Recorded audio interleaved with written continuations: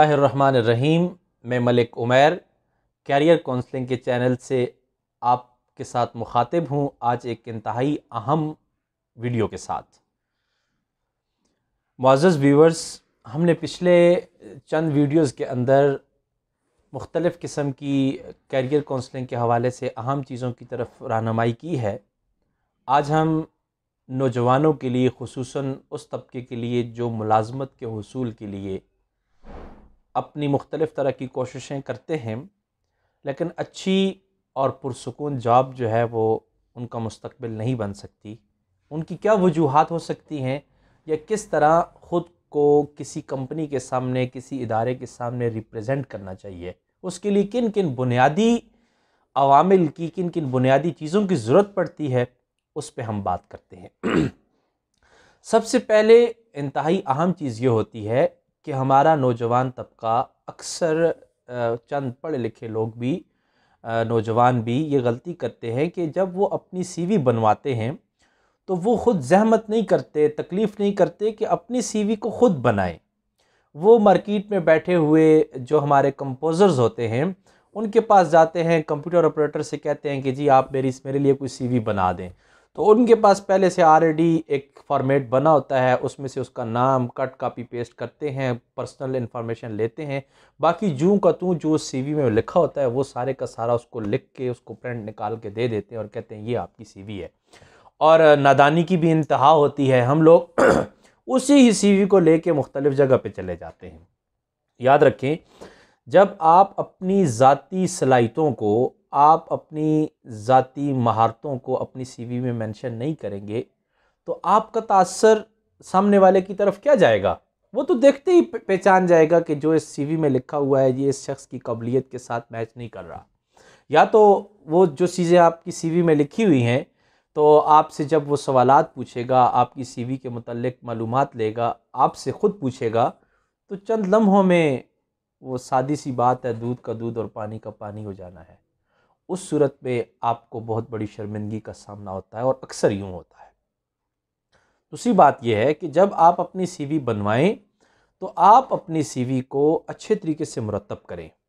अपनी सीवी में अपनी ज़ाती सलाहियतों को, महारतों को, अपनी क्वालिटीज़ को, अपनी एजुकेशन को, अपनी काम करने के जो आपके तजर्बात हैं उनको खुद मेंशन करें। जब आप ख़ुद उनको अच्छे तरीके से मेंशन करेंगे, आपको ख़ुद पे एतमाद होगा, आप उसका अच्छा जवाब भी दे सकेंगे। उसके बाद दूसरी चीज़ ये होती है, अक्सर जैसे ही पता चलता है कि फ़लाँ जगह पे जॉब आई है, कुछ आई है, तो हम बग़ैर किसी तहकीक के उस इश्तिहार को भी अच्छे तरीके से नहीं पढ़ते, तो फ़ौरन हम उस जॉब के लिए अप्लाई करते हैं, हमें उसके मुतल्लिक़ बुनियादी मालूमात का पता नहीं होता। याद रखें कि आप किसी भी इदारे में जॉब के लिए अप्लाई करने से पहले उस इदारे की बुनियादी मालूमात को अच्छे तरीके से हासिल करें, तहकीक करें। कम से कम अगर आप किसी से पूछ नहीं सकते तो आज के दौर में इंटरनेट मौजूद है, आप इंटरनेट पे सर्च करें, उस इदारे का, उस कंपनी का, उस जगह का, उस डिपार्टमेंट का नाम लिखें, उसके मुतल्लिक़ मालूमात लें कि ये डिपार्टमेंट कब बना है, क्या कर रहा है, इसकी क्या इफ़ादियत है, मार्केट में इसका क्या स्कोप है, इस इदारे की बाकी दीगर इदारों से या बाकी दीगर कंपनियों से इसकी क्या नुमाया खुसूसियात हैं, इसके अंदर क्या ख़ास चीज़ मौजूद है जिसके लिए मैं जॉब हासिल करना चाह रहा हूँ वहाँ पे। जब आपको उस इदारे की बुनियादी और चंद खुसूसियात का पता होगा तो आप फिर इंशाअल्लाह अपने उस मामलात के अंदर मार नहीं खाएंगे।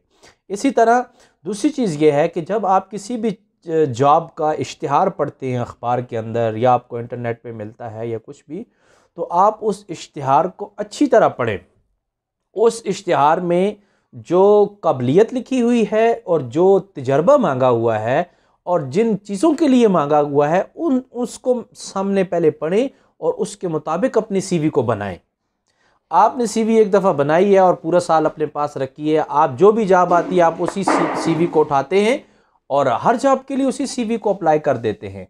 ऐसा करने से आपको अपना मुस्तकबिल जो है वो अच्छा नज़र नहीं आता और अक्सर जगह से रिजेक्शन भी हो जाती है, रिजेक्ट हो जाते हैं।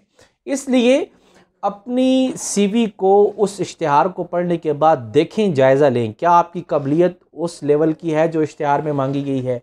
क्या आपकी सीवी में वो चीज़ें मेंशन हैं, वो महारतें, वो क्वालिटीज़, वो सलाहियतें मौजूद हैं जो इश्तिहार में मांगी गई हैं? अगर मौजूद हों तो आप वो अप्लाई करें आगे, अगर आप में मौजूद ना हो तो आप अप्लाई ना करें। या बिलफर्ज अगर आप में वो सलाहियतें मौजूद हैं और आपकी सीवी पुरानी पड़ी हुई है तो आप उस सीवी में वो तमाम सलाहियतें, वो तमाम क्वालिटीज़, वो तमाम अपनी महारतें मेंशन करें ताकि आपकी सीवी अपडेटेड हो।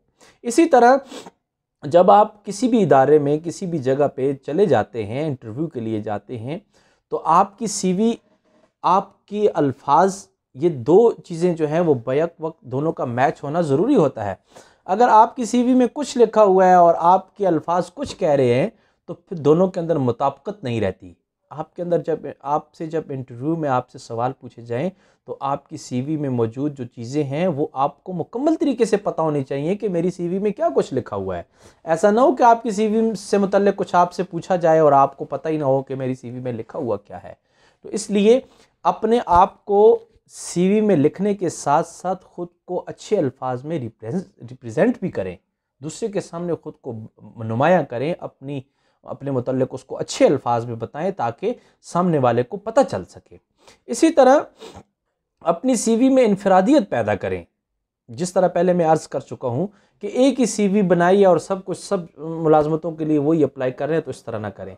अपनी सीवी इनफरादी रखें, हर जॉब के लिए अलग से सीवी पे अप्लाई करें। उसमें जो आपकी बेसिक इन्फॉर्मेशन लिखी हुई है, पर्सनल इन्फॉर्मेशन है, वो तो रहेंगी, लेकिन तजर्बात और दीगर चीज़ें जो हैं उनको आप मुख्तलिफ जॉब्स के हवाले से चेंज करके लिखें ताकि आपको आगे मुस्तकबिल में उसका फ़ायदा हो सके। इसी तरह हर आने वाले इंटरव्यू के लिए, हर आने वाले वक्त के लिए, हर एक चीज़ के लिए आप ख़ुद को पहले से तैयार करें। ऐसा ना हो कि आप इंटरव्यू के लिए जाएं या आपको जॉब के लिए बुलाया जाए या आपसे कुछ चीज़ों के मुताल्लिक पूछा जाए तो आप पहले से घबरा जाएं, आप डर जाएं, आप कँपकँपा रहे हों, आपका जो है वो परेशानी का सामना कर रहे हो। तो नहीं, किसी भी चीज़ से घबराना नहीं चाहिए। हमारे प्राइम मिनिस्टर साहब तो अक्सर कहते होते हैं, तो लिहाजा घबराना बिल्कुल भी नहीं है। आपको ख़ुद पर एतमाद होना चाहिए, पुरुम्मीद हों और ये यकीन हो कि अगर अल्लाह ने मेरा रिस्क लिखा हुआ तो मुझे वो हर तरह मिल जाएगा। और इस यकीन के साथ अल्लाह से मांगते हुए आप जो है ख़ुद एतमादी के साथ दूसरे के सामने पेश हों और डर, हिचकिचाहट और परेशानी जो है वो बिल्कुल आपके करीब तक ना हो। इसी तरह अहम चीज़ ये भी है कि आप अपने लिबास को अच्छा रखें। लाज़मी नहीं है कि आप किसी कंपनी में जाते हैं तो आपको 3 पीस सूट पहना हुआ हो, आपको पैंट शर्ट हो, आपको टाई पड़ी हो तो तब भी आप अच्छे नज़र आएंगे। नहीं, आप कौमी लिबास में भी हों, आपका लिबास अच्छा होना चाहिए। शलवार कमीज़ भी जो है वो किसी ये नहीं है कि वो कोई नॉर्मल लिबास है या अल्लाह माफ़ करे तौहीन का निशान है। नहीं, आपका कौमी लिबास भी आपका वक़ार है, लेकिन अच्छा हो, साफ़ सुथरा हो, वेल ड्रेस हों आप मुकम्मल तरीके से जो है वो आपकी शख्सियत जो है वो निखर के सामने आए। और इसी तरह जब आपसे आपके जिस जॉब के लिए आप अप्लाई कर रहे हैं उसके बुनियादी चंद सवालात के जवाबात आपके ज़हन में पहले से तैयार होने चाहिए।